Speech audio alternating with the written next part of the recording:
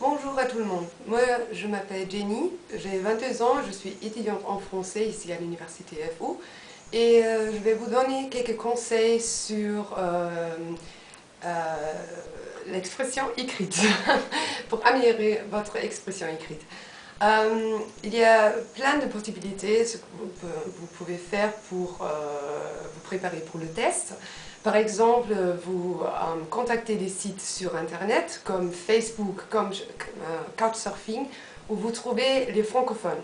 Parce que ça c'est important, il faut vraiment contacter les francophones qui peuvent corriger votre texte, qui peuvent en même temps vous aider à trouver peut-être des nouvelles expressions.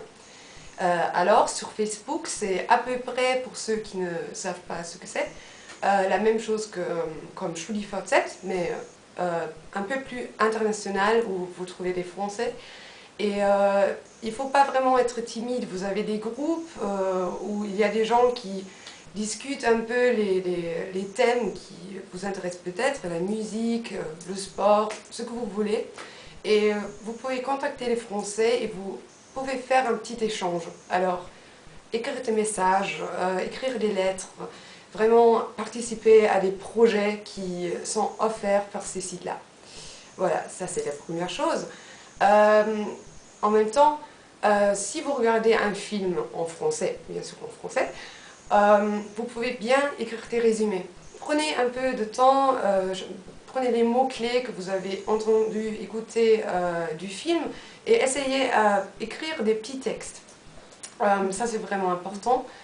En plus, peut-être si vous lisez quelque chose en allemand, faites une traduction. Alors, essayez à traduire des textes allemands. Vous allez très très vite voir où vous avez encore des problèmes. Et voilà, il ne faut pas attendre, il faut vraiment essayer à travailler sur ces fautes. En plus, il y a aussi des choses qui sont peut-être un peu plus vivantes, comme le poésie slam.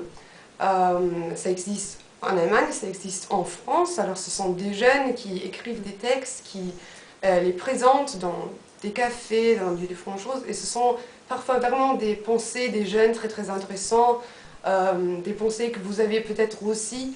Alors voilà, écrire des textes sur ses propres intérêts, sur ses propres pensées, ça vous force à vous exprimer d'une façon très libre.